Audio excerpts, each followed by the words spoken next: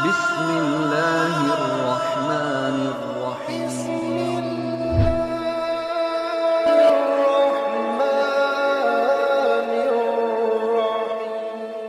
Assalamualaikum warahmatullahi wabarakatuh. Salah satu tokoh penting juga di abad ketiga Hijriyah yang sangat kontroversial adalah Husain bin Mansur Al-Hallaj yang sangat terkenal dengan sebutan Al-Hallaj. Ini lahir di Persia tahun 244, wafat sekitar tahun 308 Hijriah. Sangat kontroversial karena pernyataan-pernyataannya begitu unik, tidak bisa dinalar dengan nalar sederhana. Ini adalah pencetus ajaran yang disebut dengan al-hulul. Al-hulul ini dari kata halla yuhullu hulul, yang sederhananya adalah bermakna menempati, berdiam. Bagaimana sebenarnya konsep al-hulul ini menurut Al-Hallaj? Menurut Al-Hallaj, dalam diri manusia itu ada dua sifat yang disebut dengan sifat lahud dan sifat nasud. Dalam diri Allah, dalam Allah juga memiliki sifat yaitu lahud dan nasud. Nah, lahud berarti ketuhanan, sifat ketuhanan, dan nasud sifat kemanusiaan. Tuhan tentu memiliki sifat lahud, tapi juga memiliki sifat nasud yang kata Al-Hallaj sebagai salah satu sifat dasar yang ada pada Tuhan, pada Allah. Ya, kita bisa melihat sifat-sifat dalam tanda petik sifat-sifat yang mirip dengan manusia, walaupun tentu tidak sama. Misalnya istawa, Allah duduk, Allah ada yadullah, tangannya Allah misalnya. Ini adalah salah satu bentuk bahwa sebenarnya menurut Al-Hallaj Tuhan juga memiliki sifat nasud. Nah, dalam diri manusia juga ada sifat lahud. Ini menurut Al-Hallaj tergambar dari firman Allah dalam surat Al-Baqarah ayat 34, yaitu innallaha khalaqa Adam ala suratihi, bahwa Allah menciptakan Adam ala suratihi, atas bentuknya Allah, dalam gambarnya Allah, dalam fotokopinya Allah kalau yang lebih ekstrim lagi. Jadi menurut Al-Hallaj ini wajar kalau Allah kemudian memerintahkan kepada malaikat dan iblis juga yang ada di surga ketika itu untuk sujud kepada Adam, karena pada diri Adam ketika itu Allah telah menjelmakan dirinya ke dalam diri Adam. Tapi iblis ketika itu juga menolak karena dalam pandangan pembelaan, dalam tanda petik pembelaan terhadap iblis, karena iblis sebenarnya memiliki tingkat tauhid yang sangat tinggi. Untuk apa masih mau menyembah Adam? Kalau saya sudah menyembah engkau, saya sudah punya engkau, ya Allah. Jadi iblis tidak mau sujud Adam karena iblis telah melihat penampakan zat Allah secara langsung. Jadi melihat langsung kepada Tuhan. Jadi untuk apa lagi masih saya tunduk kepada orang? Jadi saya tidak mau mengingkari keimananku kepada engkau. Lagi-lagi ini kalau mau dibela. Jadi ketika itu iblis tercegah untuk mengedipkan mata kesadarannya, sehingga dia memuji Allah dengan pengasingan yang khusyuk, pengasingan kehusukannya. Ini salah satu. Ketika itu Allah menegur, sujudlah engkau kepada Adam. Iblis menjawab, tidak kepada yang selain engkau. Kemudian Allah berfirman, bahkan apabila kutukku jatuh menimpamu, iblis menjawab, itu tidak akan mengazabku. Pengingkaranku adalah untuk menegaskan kesucianmu, dan alasanku ingkar niscaya melanggar bagimu.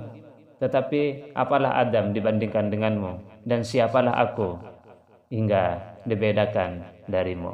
Ini kata-kata iblis yang menurut saya sangat unik juga kalau ditelaah, sehingga iblis tidak mau sujud kepada Adam. Al-Hallaj sebagai tokoh yang kontroversial juga malah menyatakan bahwa temanku adalah iblis dan guruku adalah Fir'aun. Ini sangat unik sekali kalau kita mencernanya secara sederhana. Temanku adalah iblis dan guruku adalah Fir'aun.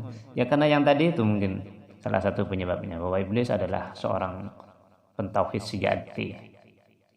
Fir'aun kita tahu juga adalah salah satu tokoh yang mengaku Tuhan dan tidak ya, bahkan sampai akhir harinya, tapi tidak putus asa dengan rahmat Allah. Menurut Ibnu Arabi, ya Fir'aun juga beriman ketika meninggal dunia. Ya ini kita lepaskan itu semua, kita balik lagi ke ajaran Al-Hallaj tentang lahud dan nasud.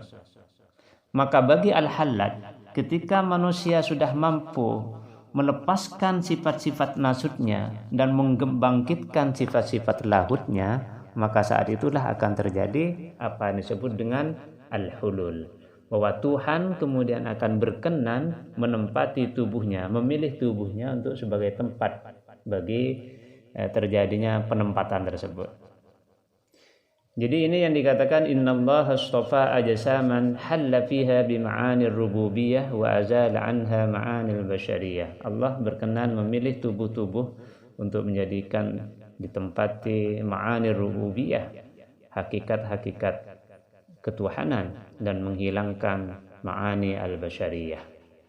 Saat terjadi hulul ini juga maka meletuplah kata-kata aneh yang keluar dari seorang sufi.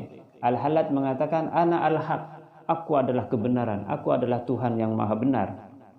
Jadi kalau dikatakan seperti itu, maka sebenarnya yang mengatakan adalah bukan Al-Hallaj sebagai Al-Hallaj, tapi karena di situ ada Tuhan yang menempati tubuhnya. Tentu ajaran seperti ini bukan ajaran yang mudah diterima ya, karena memang sulit untuk dipahami. Jadi ajaran seperti ini untuk kelas-kelas berat. Maka karena ini dianggap sebagai sebuah bentuk ajaran yang meresahkan, maka mulailah Al-Hallaj mengalami tekanan-tekanan, permusuhan-permusuhan, bahkan sampai penyiksaan dan akhirnya dihukum mati. Ya ini wajar menurut saya, karena memang Al-Hallaj kesalahannya, salah satu kesalahan terbesarnya adalah mengajarkan ini kepada masyarakat umum, sehingga ajaran ini menimbulkan kegaduhan ketika itu. Belum lagi didukung oleh 4 kelompok yang memang memusuhi Al-Hallaj, yang tidak setuju dengan ajaran Al-Hallaj. Yang pertama adalah dari kelompok ahli kalam ya, ahli tauhid ya, tentu mereka menolak keras ajaran Al-Hallaj ini karena tidak mengatakan Al-Hallaj menempati satu ya. Bagi mereka Tuhan tidak akan menempati satu tempat pun dimanapun ya, tidak akan ada tempat untuk Tuhan, untuk Allah, apalagi tubuh manusia. Ya, ini merupakan satu keyakinan yang sesat menurut ahli kalam. Yang kedua adalah kalangan ahli fikih. Ya, karena memang dalam kenyataannya Al-Hallaj sering nyeleneh ya, misalnya melarang orang untuk tidak perlu tawaf di Baitullah, cukup kelilingi aku saja. Nah, ini adalah pernyataan karena dalam diriku adalah Allah, Allah adalah aku adalah Allah misalnya. Dalam diriku ada Allah. Untuk apa pergi jauh-jauh ke Mekah untuk mengelilingi Baitullah? Cukup kelilingi aku saja, cukup tawafi saja aku. Nah, kira-kira seperti itu. Dan lain-lain yang banyak sekali melanggar aturan-aturan syariat. Yang ketiga kalangan sufi sendiri ya, karena memang dianggap kontroversial. Termasuk gurunya yaitu Syekh Junaid Al-Baghdadi ini menentang keras ajaran Al-Hallaj. Yang kedua adalah sufi kedua adalah mertuanya sendiri yaitu Abu Ya'qub.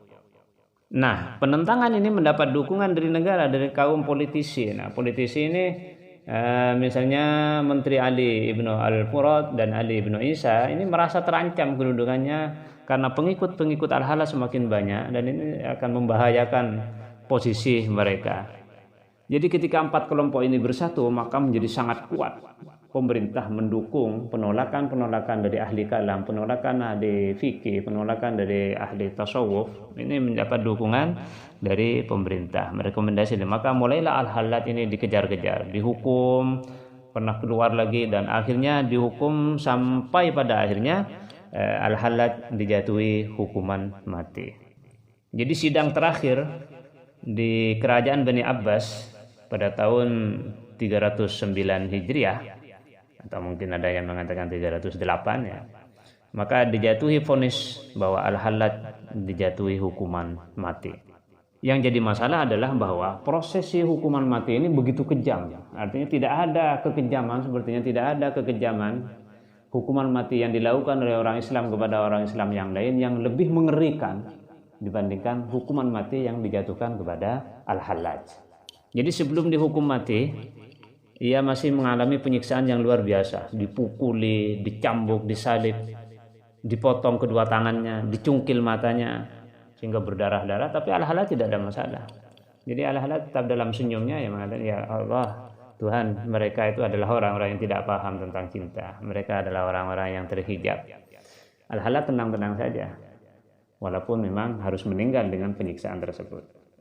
Setelah dicungkil matanya, akhirnya ya dipenggal kepalanya. Kemudian kepala itu dijadikan ya, semacam peringatan ya, monumen apa, digantung di pusat kota Baghdad, sehingga menjadi peringatan kepada orang-orang yang masih ingin bertahan mengikuti ajaran Hallaj agar mereka segera berhenti, karena ajaran itu adalah ajaran yang sesat.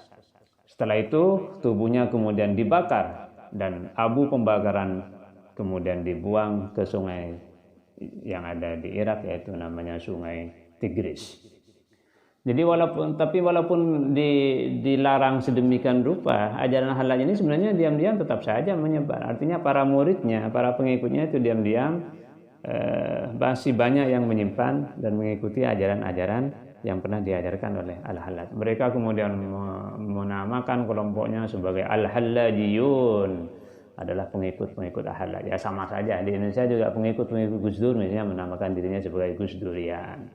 Dulu Ahmad Dhani punya pengikut banyak, namanya Baladewa dan lain-lain. Ini adalah bagian-bagian bentuk dari dukungan terhadap gurunya mereka, ya, orang-orang yang dianggap sebagai orang yang mengagumkan bagi mereka. Yang sedikit unik ya, atau mungkin adalah sebuah kebetulan, setelah Al-Hallaj ini dihukum mati dengan begitu kejam, jasadnya dibakar dan dibuang ke Sungai Tigris, beberapa saat kemudian ternyata Sungai Tigris meluap, jadi banjir. Dan ini kemudian para pengikutnya menghubung-hubungkan antara meluapnya Sungai Tigris tersebut dengan kekejaman yang dilakukan terhadap Al-Hallaj. Ini pengantar ringan ya tentang Al-Hallaj, mudah-mudahan bermanfaat. Kalau Anda ingin lebih tahu lebih dalam tentang Al-Hallaj, Anda bisa baca buku misalnya Akhbar Al-Hallaj, ya bisa di-download di Akhbar Al-Hallaj, bisa di-download di internet, dan ini bisa bermanfaat ya, termasuk membaca kitab-kitab karya-karya Al-Hallaj sendiri, sehingga tidak terlalu mudah untuk menyalahkan orang lain.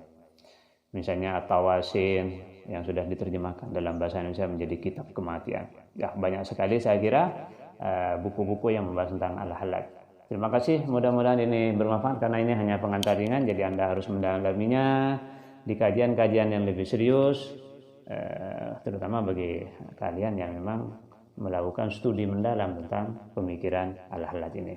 Assalamualaikum warahmatullahi wabarakatuh.